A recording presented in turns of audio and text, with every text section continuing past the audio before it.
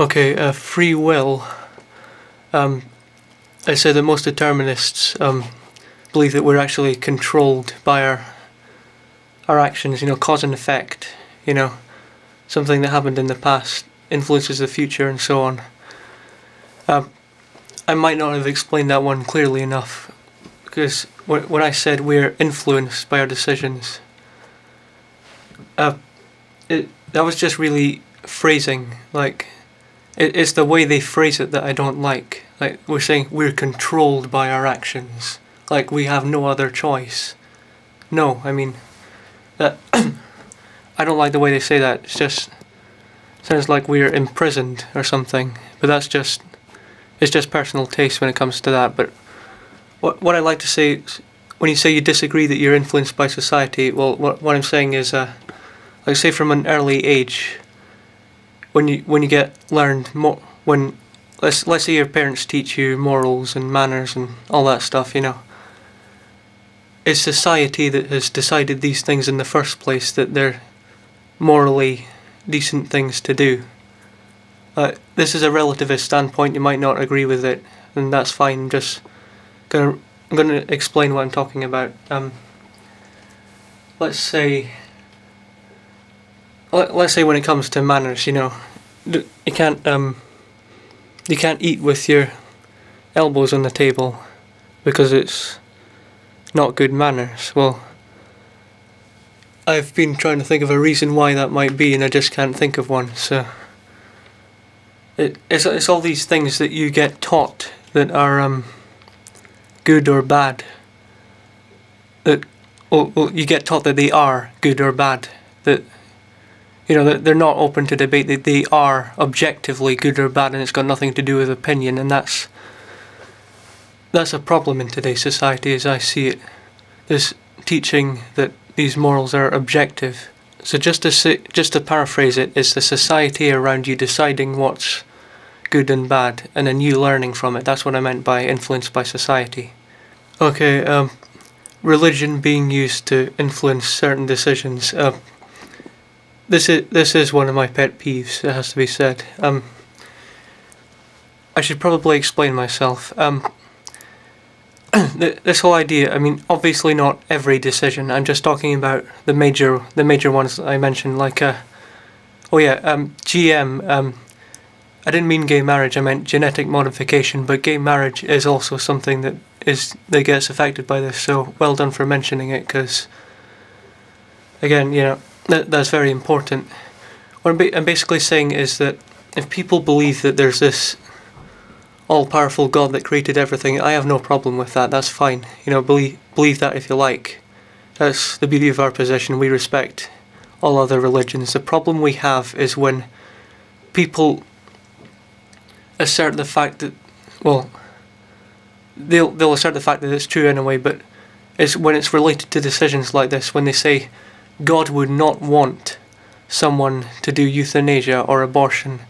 That's very dangerous. If we leave our society in the hands of someone who thinks that there's someone up there, but we can't prove it and we can't disprove it, that's so dangerous for our society. And I, for one, don't want our society to fall into the hands of someone who we don't even know if he exists. And that's why I oppose this particular viewpoint. But again, I respect what you're saying. When you say about euthanasia, carrying people to the glass to drink it themselves, I think that's a good idea. There is another part where if they're in a coma or something where they can't actually drink themselves, you have to give it to them. There's no other option.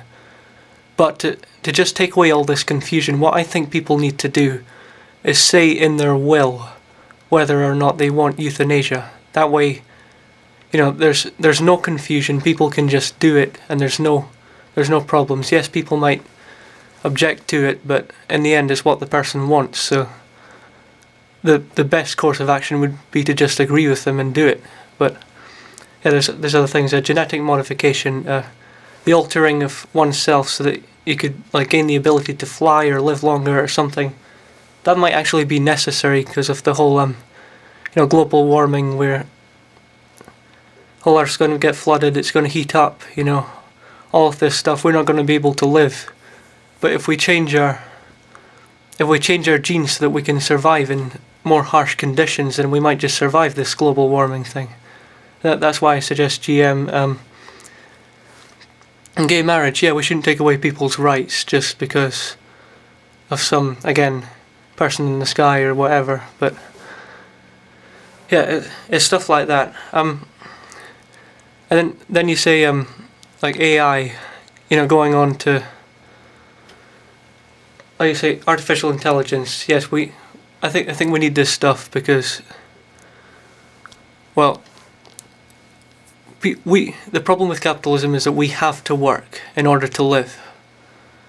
That's something I don't agree with. We shouldn't have to do anything in order to live. That just seems so disgusting to me. So if we get robots to replace the need to work, but also leave the option open for people who want to work, because I can see that happening. So I'm trying to give people as many options as possible with this utopian society that I'm aiming for. But you also said, as I said, stuff like colonization of planets and moons. I'm still talking about, all this being influenced by religion. In a way, yes, because we can't let God stop us from moving to a different planet, because in the end, we've just let this being who we can't even prove the existence of destroy our entire race just by putting all our decisions in his hands. So again, that's why I'm not too keen on this whole idea. You also said that the rich would never allow the poor to have the things that the rich have, because that keeps the rich rich and the poor poor and so on. This is still capitalism. By this point, I want this system to end. Like, I wouldn't ever try to do something like this until we have enough resources to get to this point. Like, let's say, I'm not making myself clear. What I'm suggesting, I'm not going to sugarcoat this. It is a variant of communism, to be honest, but it's a point in communism where you don't have to work, where you don't have to do anything, where basically all the objections that were associated with it don't even exist anymore. So by the time AI comes around, we all have enough land, we all have enough food, we all have enough water and shelter, because we've branched out onto different planets. We all have enough land on which to survive, and if we still want more, well, that's where the matrix-like computer system comes in, because there you have an infinite amount of space in which you can do whatever you like. So that's what I was suggesting there. This whole business about the rich not letting the poor get to this, well, this really shouldn't be a problem. Like, if they're so selfish that they want to deprive the poor's rights, even when it has no benefit to them at all, then I don't know what these people are thinking. And they really, I hope this isn't the case. I hope people aren't as selfish as that. But yeah, I hope that's not the case.